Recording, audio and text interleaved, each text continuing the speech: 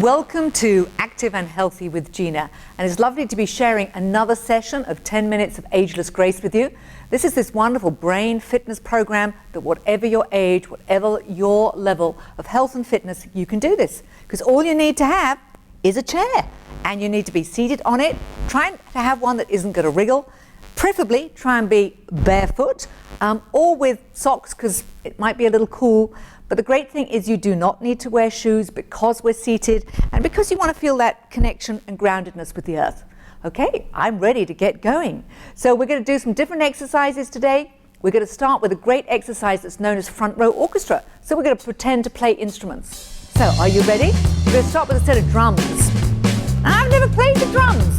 What's and why this is a brain health exercise program is because we're partly using our imagination.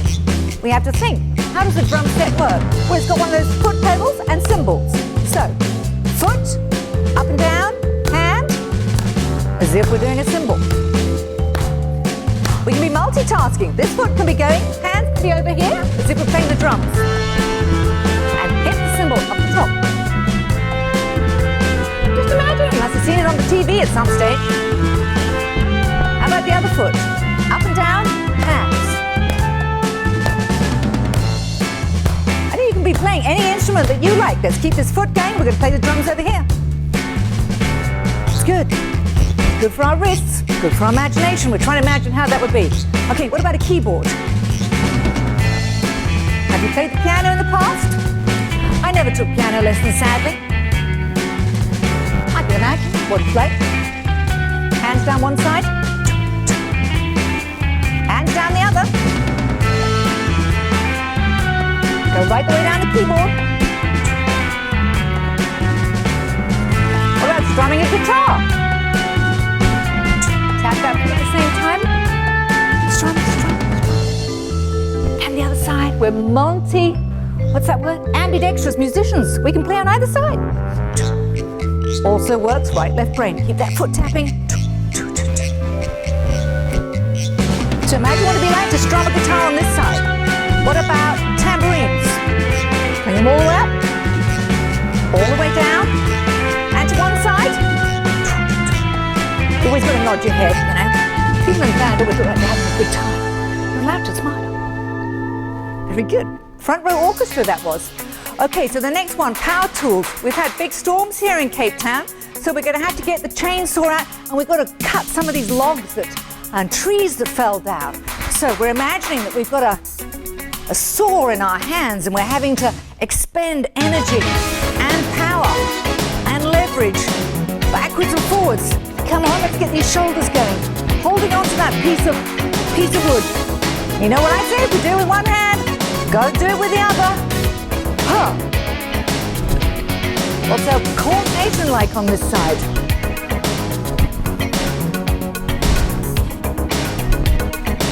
So, we're going to tie a rope around the log and we're going to try pulling it because we've got to get it out of the way. Pull. Both hands, imagine. So you can be using your imagination and your body all at the same time. Let's tie a rope on this end. Pull it this way now. Pull to the side.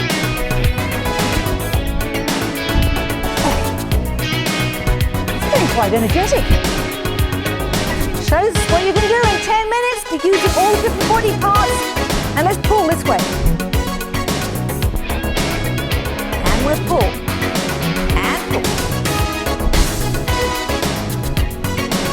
Okay, we've got to clear some of these leaves out of the way. So let's get the broom, be sweeping them out of the way. Some people sweep away from themselves. Or you're a person who sweeps away. Or you're one of those who likes to sweep things towards you. It can be either. Probably feels like the same thing, really. Very good. And we're going to scoop up, pick all those leaves up, put them in the wheelbarrow. One side. Got wheelbarrows on either side of us.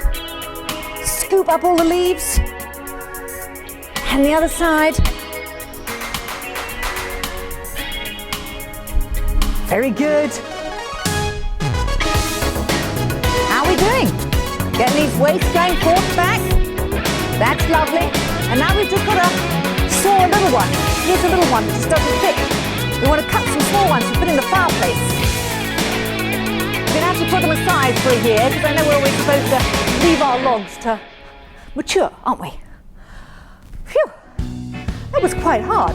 All right, so now legs together, hands on our knees and tap up to our shoulders. So this one is going to work on getting the heart rate going, just up and down. So we're going up to begin with. Then we're tapping knees and down. Tap, up, tap, down, tap, up. You've only got to go a small distance over the heart line to make the heart work a little harder and quicker and a little further up and down. And if you go with a sh on the way down, you're going to have to be breathing in on the way back up. Oh. How's it going? Go at your speed, you can do it slow. Knees up, knees down. You don't have to go fast. You find your pace. It's nice for you. And we're going to push 2 out. Tap 2 on the knees and push 2 up. 1, 2, tap 2, 2, 2 out. 2 knees, 2 down. 1, 2, 1, 2. Down 2. Up 2. Down 2. 1, 2, up 2. Down 2. Feel that heart's working just a little harder? Just a little harder. Not too much, but just enough.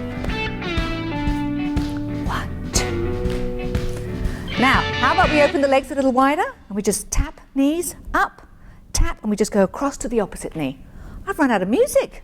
Well, I think we can keep doing this when the next song starts. So we're just gonna do this as a continuation. Up, tap, opposite knee, tap, up. Last one this side, change sides. Up, opposite side, and tap these heels at the same time. It's our last song. We're almost at the end of that 10 minutes of Active and Healthy with Gina. Well done you. Almost made it. Okay, we're putting these legs together and taking them out with a little 1, 2 tap. And 1, 2, 1, 2, 1,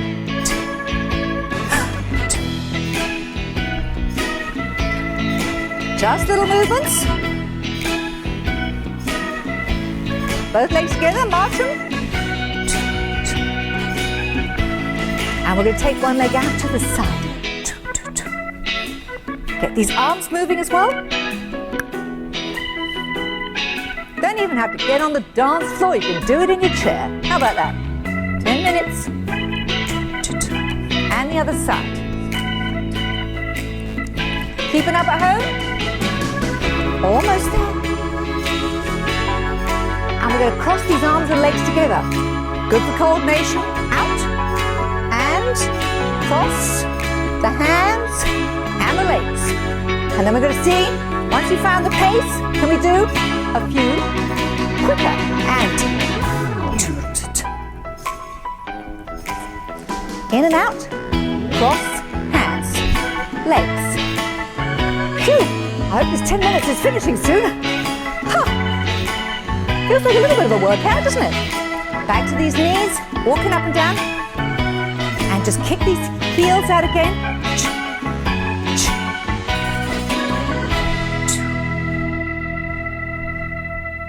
Phew, how was that? 10 minutes, Active and Healthy with Gina, doing your Ageless Grace exercises. Lovely to have you sharing that with me. So, you know what you need to do next? Get a glass of water, stay hydrated, enjoy the break, and we'll be ready for our second session of the show. Just a moment.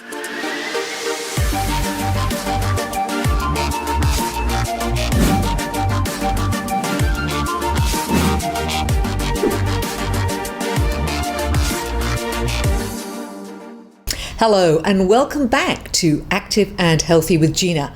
I hope you enjoyed today's exercises, that you did all 10 minutes, that you have been benefiting and feeling that the body is getting all, and the brain, all those benefits just from some gentle movements, whatever your level of health and fitness.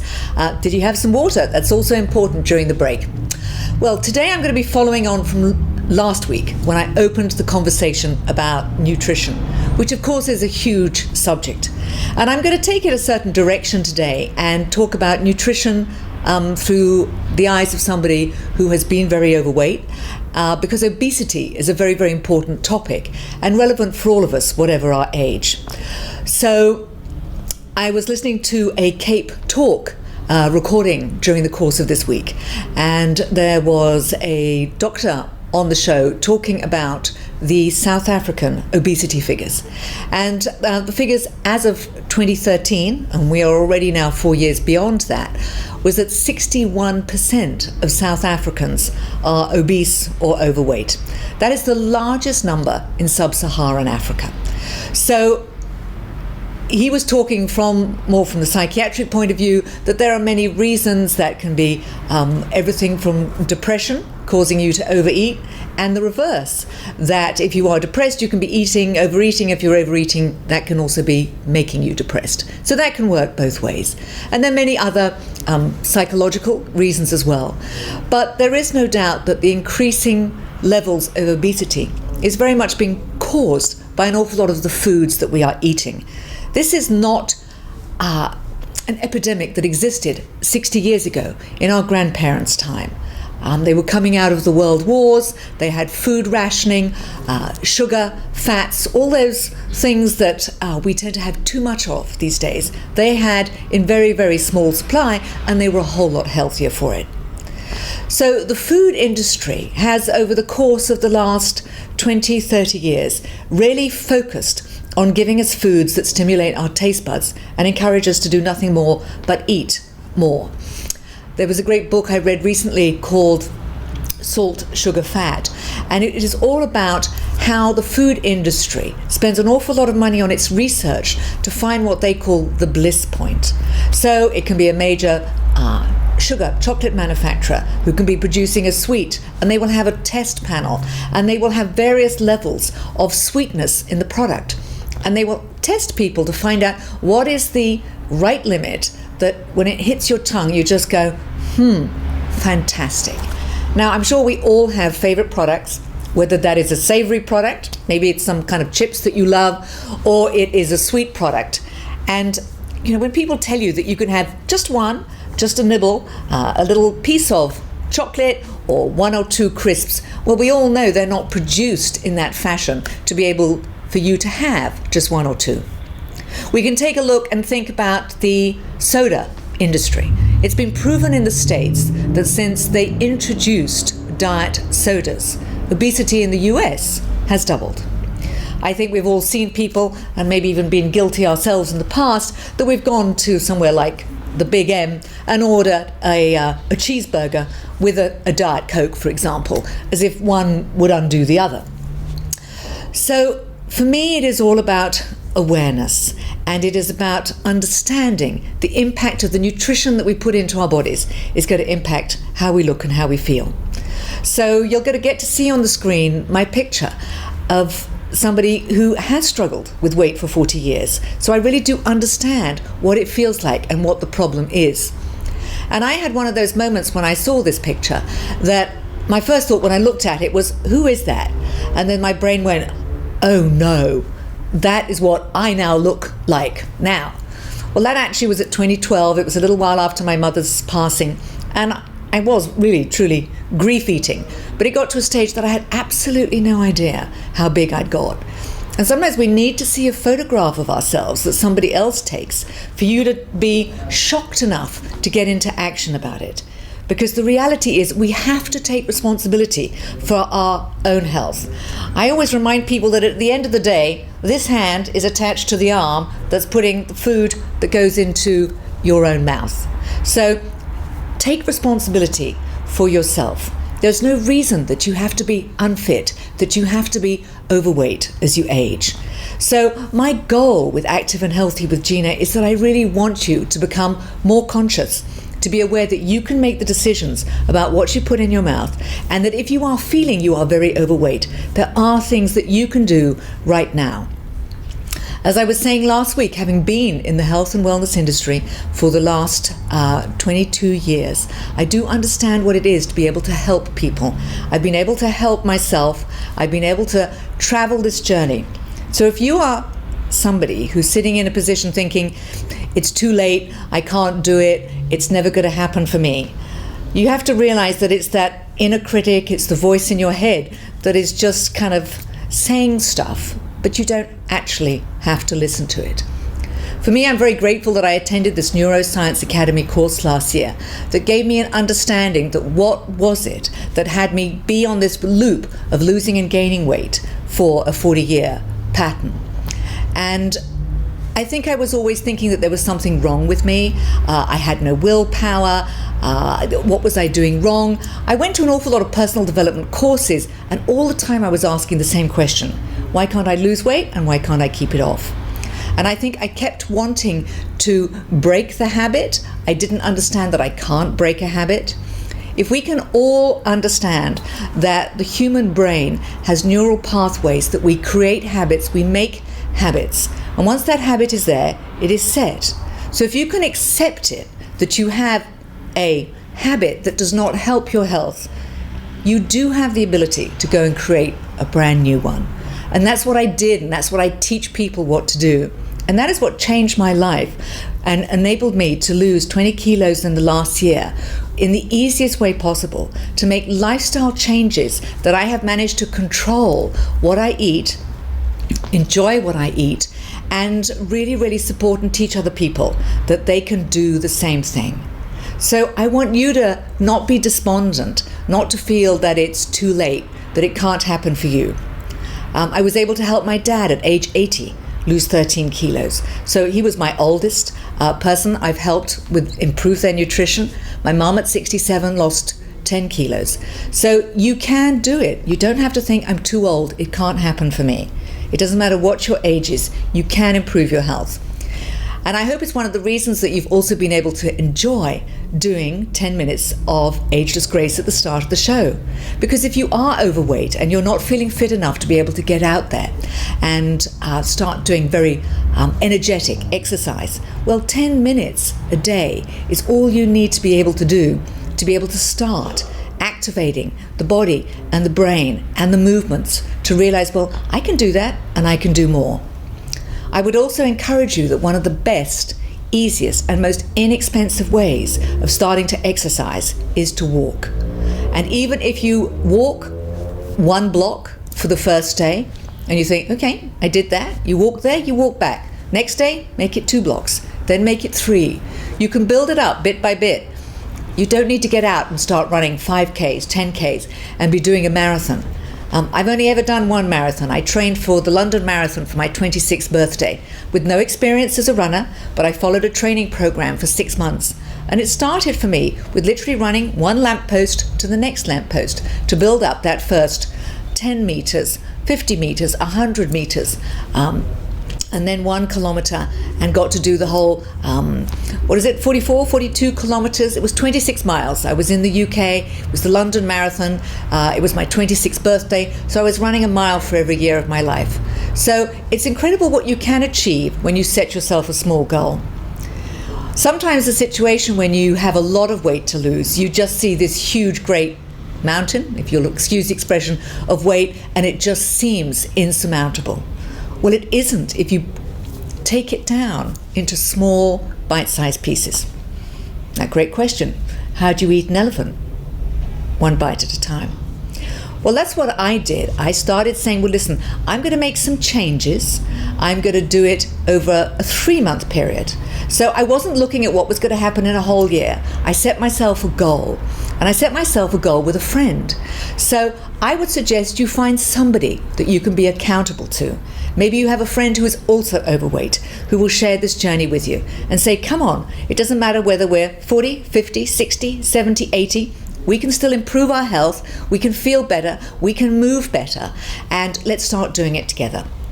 So my friend Jerry and I made the decision that we both wanted to lose some weight. We were going to keep each other accountable, and we knew that there were 2 really big demons in our diet that we really wanted to control, and we were willing to make a commitment of no excuses and to eradicate completely just for 90 days. Not forever, just for 90 days. Because we knew that these were two things that really slowed our systems down. That was carbohydrates, and refined carbohydrates is what I'm referring to. So not the healthy carbs, but the white ones in particular. So we made the decision, bread, rice, potatoes, and pasta, particularly the white ones, cut them out for 90 days, and no sugar. So we started with a little SMS message to each other every morning that said, no carbs, no sugar, no excuses. And we followed through on that commitment for 90 days. And in that 90 days, I think Jerry lost 9.5 kilos. I lost 8.2, so he just beat me. And I felt absolutely unbelievable. I could not believe the difference in my energy, the difference in my sense of well-being.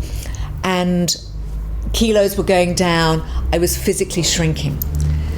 As I mentioned in last week's topic on nutrition, talking about the fat cells in the body, if you take away what's going to keep that fat cell pumped up, which is mainly refined carbohydrates and sugars, it's why you reshape. And both of us felt a dramatic reshaping. And that went on, and I felt so good at the end of that 90 days that I made the decision for me that I was going to keep going. And I thought, I want to keep doing this. I'm not on a diet, I'm making a healthy lifestyle choice for me. And I know that for you, at home, you can make the same healthy lifestyle choices. That you can eat healthier, you can feel healthier, just by really being conscious about what you put in your body. Research has shown that actually only 1 out of 4 people will make a nutrition choice about the things that they're going to eat in a day.